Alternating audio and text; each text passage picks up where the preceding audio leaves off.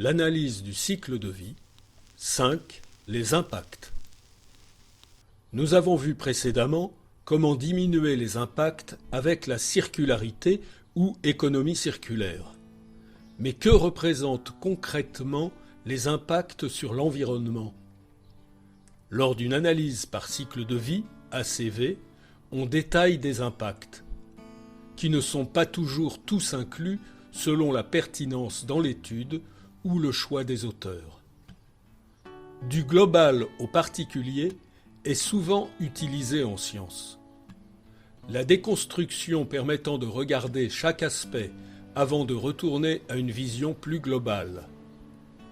Au sein des impacts, nous considérons le changement climatique, le réchauffement global, la couche d'ozone, les pluies acides, la toxicité, le smog photochimique, les particules fines, les ressources naturelles, l'eutrophisation, les radiations ionisantes.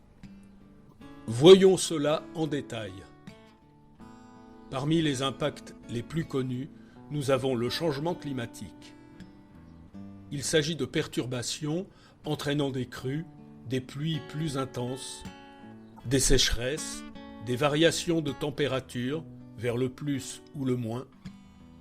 Le réchauffement global est essentiellement causé par des gaz à effet de serre, GES, la couche d'ozone naturelle, placée en haute altitude et qui nous protège des rayons ultraviolets, UV, du soleil, est également souvent citée.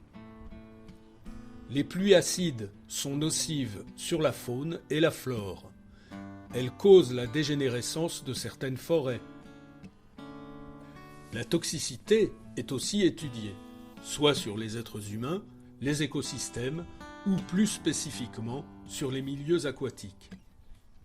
Le smog photochimique est connu comme un brouillard grisâtre urbain en suspension dans les villes. Il cause entre autres des problèmes respiratoires. D'un point de vue respiratoire, les particules fines sont aussi étudiées. Elles sont mises en avant dans des indices de pic de pollution. L'impact sur les ressources naturelles est examiné par divers critères. L'utilisation de ressources naturelles non renouvelables, de l'eau, la consommation d'énergie, l'occupation des terres, l'eutrophisation terrestre ou aquatique, rivière ou mer, va apporter un surplus nutritif déréglant totalement l'équilibre des écosystèmes. Les radiations ionisantes concernent l'émission de radioactivité et des dommages causés à la santé humaine ou à l'environnement. Enfin, certaines méthodes d'ACV, moins utilisées, étudient aussi des éléments comme les nuisances liées aux odeurs. Certains critères peuvent être ou non corrélés les uns aux autres, de manière directe ou non, connus ou supputés.